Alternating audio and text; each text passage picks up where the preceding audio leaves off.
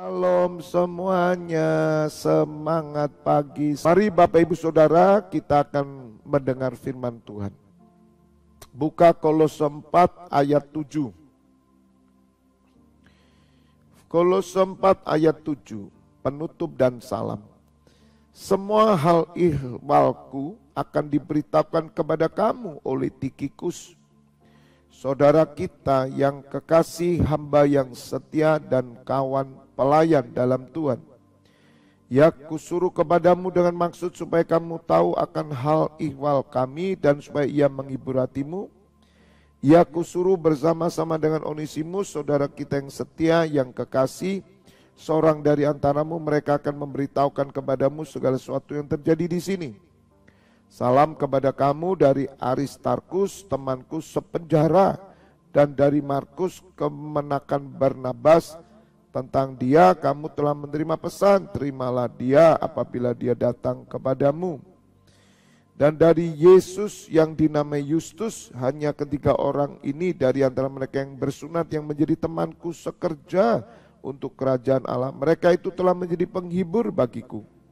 Salam dari Epafras kepada kamu, ia seorang dari antaramu, hamba Kristus Yesus, yang selalu bergumul dalam doanya untuk kamu, supaya kamu berdiri teguh sebagai orang-orang dewasa dan yang berkenan penuh dengan segala hal yang dikehendaki Allah. Sebab aku dapat memberi kesaksian tentang dia bahwa ia sangat bersusah payah untuk kamu dan untuk mereka yang di Laodikia dan Hierapolis. Salam kepadamu dari tabib Lukas yang kekasih dan dari Demas. Sampaikan salam kami kepada saudara-saudara di Laodikia, juga kepada Nimfa dan jemaat yang ada di rumahnya. Katakan amin. Berbahagialah Bapak Ibu Saudara mendengar firman Tuhan, merenungkan dan melakukannya. Saya memberikan judul pesan Tuhan pagi hari ini, jangan meninggalkan pelayanan. Sekali lagi, jangan meninggalkan pelayanan. Bapak Ibu Saudara, Alkitab ini ditulis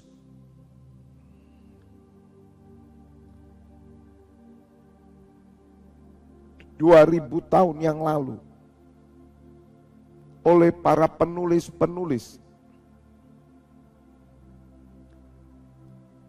khususnya Rasul Paulus. Bapak Ibu Saudara menulis 2/3 kitab Perjanjian Baru. Alkitab ini ada, itu karena kehendak Tuhan supaya kita bisa belajar, melihat, mencontoh, meneladani, menghidupi apa yang sudah dibangun oleh Tuhan melalui putranya, melalui Roh Kudus, melalui rasul-rasulnya, dan diteruskan pada zaman hari ini, yaitu saudara dan saya, orang yang percaya kepada Tuhan Yesus, karena para rasul, para nabi, bahkan Tuhan Yesus sendiri sudah ada di surga bersama Bapa.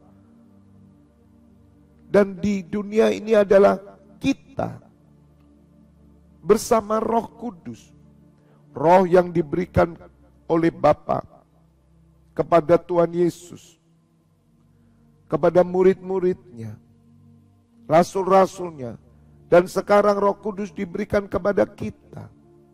Maka saya percaya Roh yang sama yang bekerja di dalam setiap orang-orang yang dipilih Allah bekerja di dalam kita.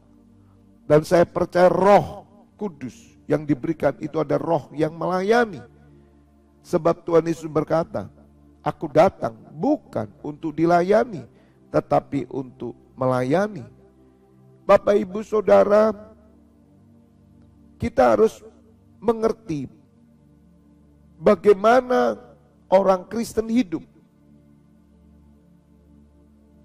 Bagaimana kehidupan orang Kristen. Supaya kita ini tidak putus hubungan dari apa yang tertulis di Alkitab. Karena saya percaya bahwa Alkitab ada untuk supaya kita belajar, supaya kita memiliki kehidupan Kristus. Nah, di dalam Kolose 4 ini, Bapak Ibu Saudara, ketika saya membaca, Roh Kudus meneguhkan saya supaya kita mengerti bahwa pada zaman rasul-rasul, bagaimana kehidupan orang Kristen. Dan Rasul Paulus memberikan salam kepada orang-orang yang melayani Tuhan. Jadi tidak ada kata lain, Bapak Ibu Saudara, hidup orang Kristen adalah melayani. Oleh karena itu jangan tinggalkan pelayanan. Sebab orang-orang yang melayani Tuhan, orang-orang inilah yang mendapat tempat di sisi Tuhan. Orang-orang yang akan duduk melayani nanti di kerajaan 1000 tahun sebagai pemimpin-pemimpin, sebagai raja-raja bersama Tuhan Yesus. Roh agamawi masuk ke dalam gereja. Pengajaran agamawi yang mengatakan bahwa pelayanan itu untuk pendeta, untuk gembala, untuk orang yang sekolah Alkitab, untuk full timer, untuk orang-orang yang terpanggil saja. Bapak Ibu Saudara, itu roh agamawi. Padahal semua orang Kristen wajib melayani di gereja, wajib. Saya katakan di gereja, Saudara. Sebab lahirnya pergerakan itu dari gereja. Lahirnya semua kegiatan rohani itu dari gereja.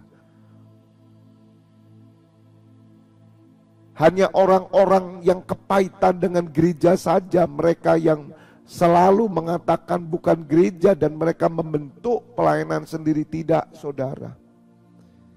Kita harus ajarkan keturunan kita untuk mengabdi di gereja, melayani. Karena itulah yang dikerjakan Rasul Paulus, memelihara jemaat. Dan ketika kita membaca personal, nama-nama orang bersama Rasul Paulus, di situ Roh Kudus ajarkan, inilah orang-orang yang mendapat tempat bersama Tuhan Yesus. Saya bacakan sekali lagi, Saudara, supaya Saudara tahu bagaimana kehidupan orang percaya kepada Kristus.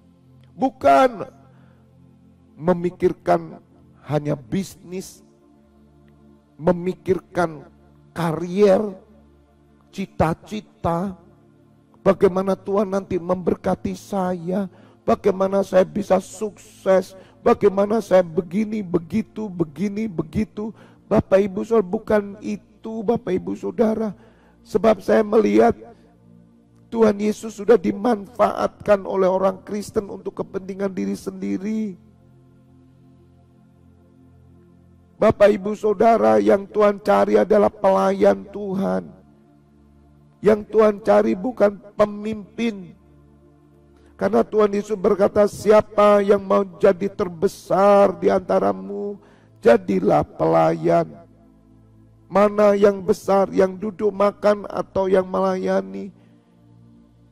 Orang dunia berkata yang duduk makan, tapi aku ada di tengah-tengahmu sebagai pelayan. Mari Bapak Ibu Saudara, sadarlah, sadarlah. Sebagaimana Rasul Paulus berkata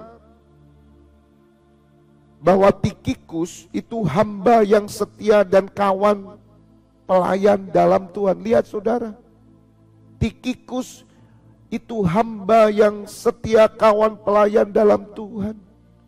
Inilah nama-nama orang-orang yang melayani bersama Rasul. Jadi kalau hidup Saudara sekarang menjadi pendoa syafaat, itu saya ajarkan Saudara melayani bersama saya. Namamu tercatat di surga, Saudara. Karena kau hamba yang setia dan kawan pelayan dalam Tuhan. Bahkan disebut Onesimus, saudara yang setia seorang di antaramu, mereka akan memberitahukan kepadamu segala sesuatu yang terjadi. Bahkan teman sepenjara Rasul Paulus di penjara, Onesimus juga melayani di penjara. Di penjara masih melayani loh saudara. Luar biasa. Aristarkus temanku sepenjara dan dari Markus kemenakan Barnabas. Saudara lihat, kenapa nama-nama ini tercatat di Alkitab? Karena mereka melayani. Bapak ibu saudara, hidup kita melayani. Dan melayani ada di gereja bersama-sama gembala. Sebagaimana dalam kegerakan NCC Internasional, kita melayani bersama-sama saudara dari berbagai macam gereja, diteguhkan Tuhan bersama dengan saya melayani. Bahkan dari Justus, temanku sekerja untuk kerajaan Allah, mereka telah menjadi penghibur bagiku. Saudara, ada banyak pelayanan. Karena ada banyak karunia, tapi semuanya bergerak. Bahkan mereka menghibur Rasul Paulus, menolong Rasul Paulus. Dan juga dari Epafras, ia seorang dari antaramu, hamba Kristus Yesus, Epafras. Lihat saudara, kalau nama saudara mau dicatat di Alkitab, kitab kehidupan, saudara melayani. Karena hanya orang yang melayani, orang itu dicatat. Apapun pelayanannya, sekecil apapun pelayanannya.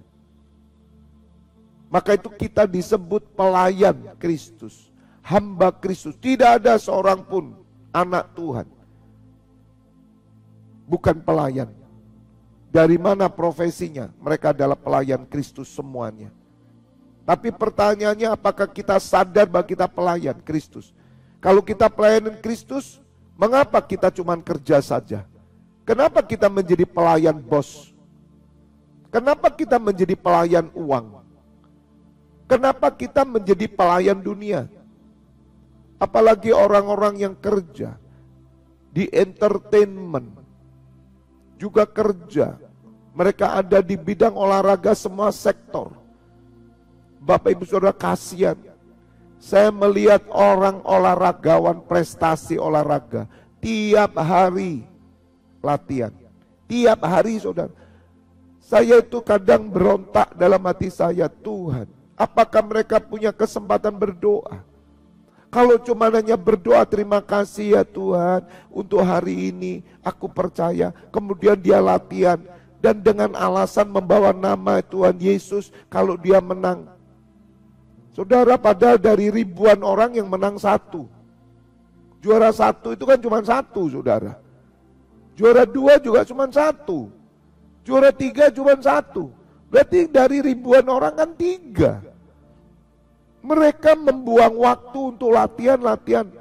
Padahal latihan badani terbatas gunanya. Saya sedih saudara. Saya kalau melihat para artis-artis, bintang film, sinetron, hidup mereka dikhususkan untuk dunia. Apakah mereka punya waktu doa malam? Punya waktu khusus seperti Maria mengambil waktu khusus untuk dia? Lihat Bapak Ibu Saudara bagaimana dunia merebut kita dari melayani. Dan luar biasanya ada doktrin-doktrin pengajaran yang berkata bekerja itu sudah melayani Tuhan. Bagaimana mungkin saudara? Bekerja kok melayani Tuhan, itu siapa yang ngajarin? Tuhan Yesus datang ke dunia untuk melakukan apa? Pekerjaan Bapaknya. Menyelesaikan pekerjaan Bapaknya. Apa pekerjaan Bapa? Pekerjaan Bapa selalu berbicara jiwa-jiwa. Berbicara gereja. Tuhan Yesus mati membangun gereja. Umat Tuhan tidak ke gereja. Bagaimana mungkin toh Bapak Ibu Saudara? Dan pengajaran-pengajaran yang sesat, yang menyimpang ini sudah masuk ke anak-anak muda. Sehingga anak-anak muda berkata, saya itu berprestasi di luar supaya saya bisa melayani Tuhan. Bagaimana mungkin berprestasi di luar jadi pelayan? Bagaimana melayani Tuhan? Tuhan Yesus melayani pekerjaan Tuhan, pekerjaan Bapaknya. Lihat apa yang dilakukan Tuhan Yesus. Makanya orang yang mau melayani itu di gereja. Saudara harus ikut orang-orang yang berstatus gembala. Kalau saudara mengikuti kegerakan itu, ikuti kegerakan para gembala. Kalau mereka bukan gembala, saudara harus hati-hati. Lihat dulu, mereka ini digembalakan enggak. Jadi tidak gampang ikut satu persekutuan dan kegerakan. Jangan saudara biasakan bergerak tanpa otoritas gembala.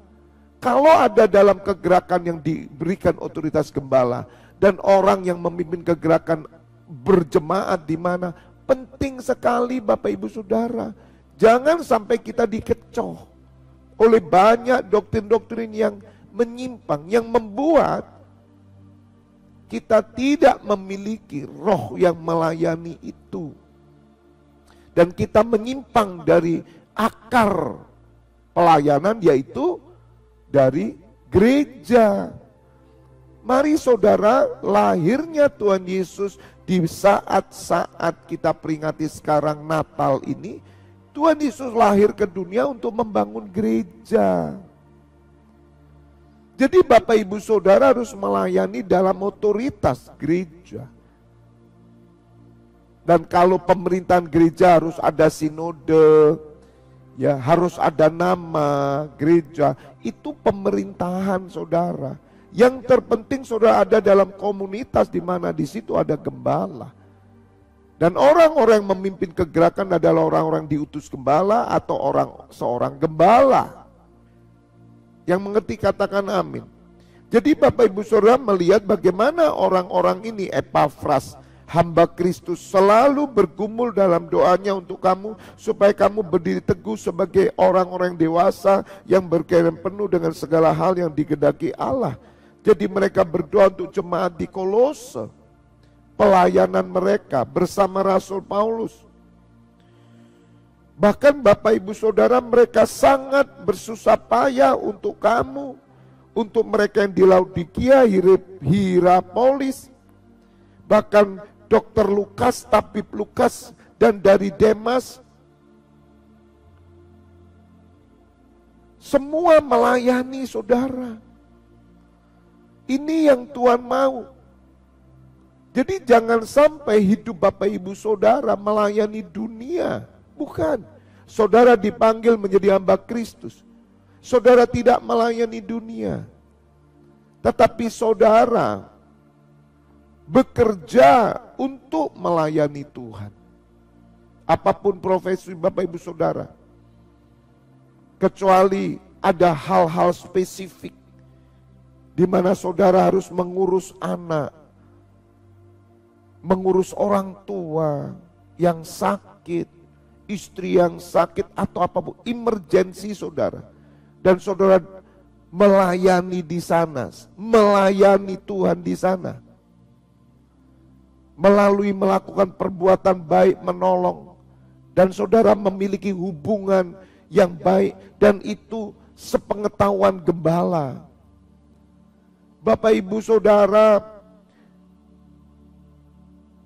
Tuhan Yesus mengajar kita untuk melayani.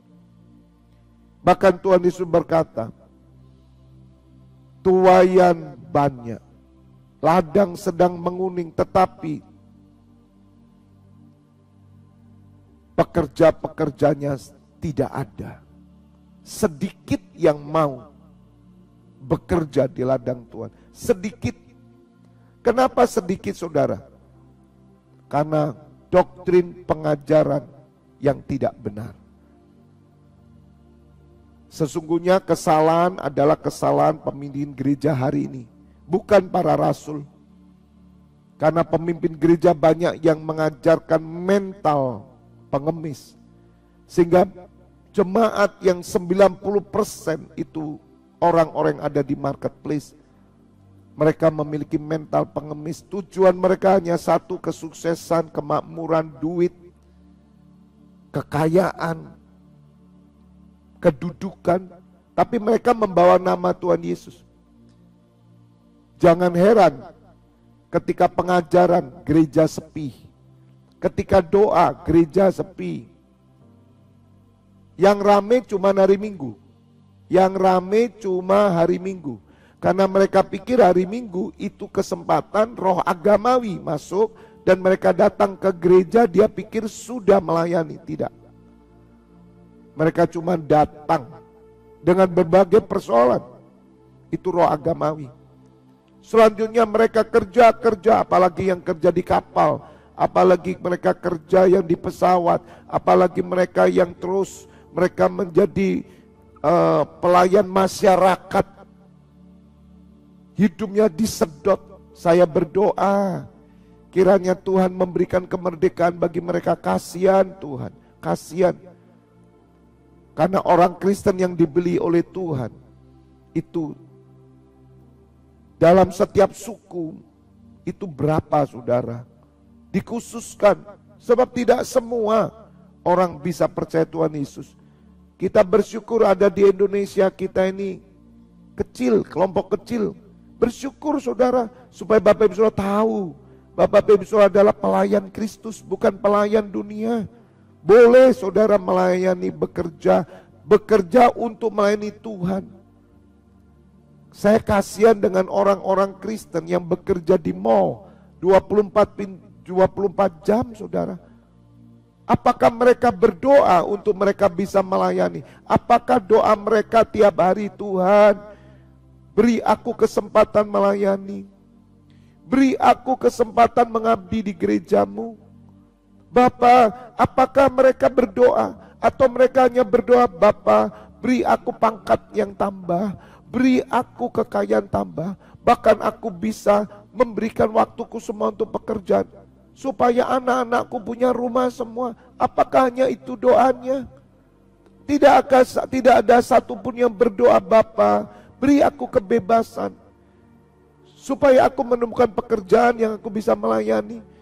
Bapak Ibu Saudara, hari ini Tuhan cari pelayan.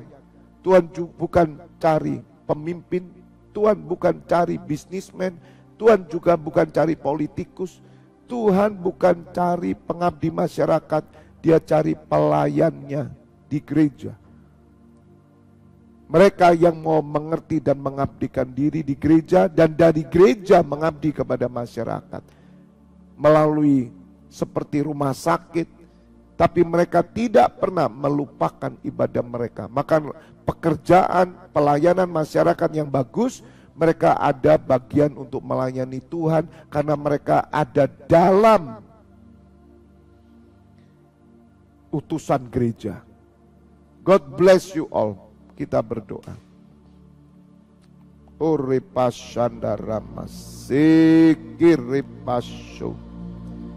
Sungguh kami bersyukur ya Bapa. Pagi hari ini kami mengerti bahwa kami dipanggil untuk melayani Tuhan. Nama-nama yang disebut Rasul Paulus, semua nama yang melayani. Hanya orang yang melayani di gereja, merekalah namanya tercatat di kitab kehidupan selamanya. Bahkan Rasul Paulus menulis nama-nama orang-orang bersama-sama Rasul di penjara. Walaupun mereka di penjara, tapi mereka tetap melayani Tuhan. Ya Bapa, kiranya firman ini boleh dimengerti oleh semua orang Kristen, sehingga mereka tidak ditipu oleh pengajaran-pengajaran dusta, pengajaran-pengajaran yang hanya berdasarkan kemanusiaan, bukan berdasarkan firman Allah. Kelihatan yang mereka lakukan baik, tapi bukan benar dan berkenan. Hamba berdoa bagi setiap imammu yang bersama hambamu. Kami mau seperti Rasul Paulus, kami bersama-sama melayani sampai mati sebagai imam-imam. Hamba berdoa bagi para imam bertugas sampai jam 12 malam dini hari dan juga nanti jam 7 malam. pastor teaching, serta jam 4:30 sore kurang ada kesembuhan mujizat, doa mujizat. Kiranya ruang mujizat dibuka untuk mereka yang membutuhkan. Terima kasih Bapa. Sepanjang hari ini hidup kami ada dalam pimpinan-Mu.